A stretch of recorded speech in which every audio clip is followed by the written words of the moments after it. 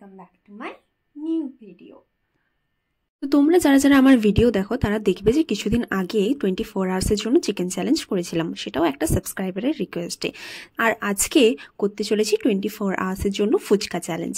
এই চ্যালেঞ্জটা আমাকে বলেছিল সোল রিফ্লেকশন বলে একজন কমেন্ট করেছিল এটার জন্য, তো তারই রিকোয়েস্টে আজকে করতে চলেছি 24 আওয়ার্সের জন্য।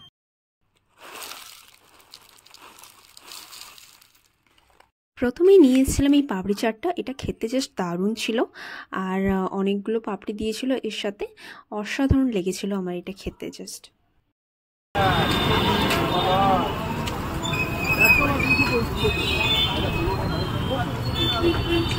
এরপর আসি ফুচকা মহলে। এটা বাঁকুড়াতে খুব ফেমাস একটা ফুচকা কাউন্টার, দারুণ কোয়ালিটির ফুচকা পাওয়া যায়। এছাড়া চিকেন ফুচকা, দই ফুচকা, পাপড়ি চাট, শুকনো ফুচকা, অনেক কিছু এখানে পাওয়া যায়। প্রথমে অর্ডার করতে গিয়েছিলাম চিকেন ফুচকা, কিন্তু আনফর্চুনেটলি ওরা বলে যে আজকে চিকেন ফুচকাটা হবে না, তার জন্য আমরা অর্ডার করলাম ফার্স্টে দই ফুচকা। অ্যাজ ইউজুয়ালি এখানের ফুচকা কিন্তু দারুণ হয় খেতে। 5 পিস এরা দিয়েছিল আর খেতে জাস্ট দুর্দান্ত ছিল। এটা ভেতরে স্টাফিংটা দেখো ভরপুর দিয়েছে এরা। তোমাদের মধ্যে কারা কারা দই ফুচকা খেতে খুব ভালোবাসো? কারণ আমি তো খুবই ভালোবাসি।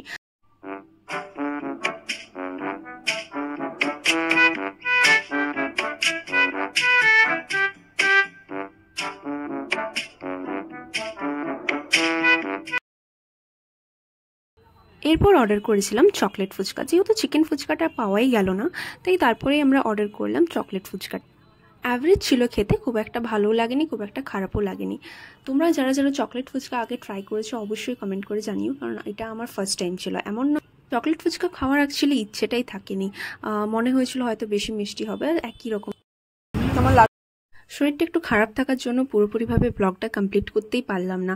আসলে আরও অনেক ভ্যারাইটিস ফুচকার খাওয়ার ইচ্ছে ছিল, কিন্তু এতটাই শরীর খারাপ যে আর কিছু করারই ছিল না। তোমরা ভিডিওটা ভালো লাগলে একটা লাইক অ্যান্ড সাবস্ক্রাইব করে দিও। দেখা হচ্ছে নেক্সট।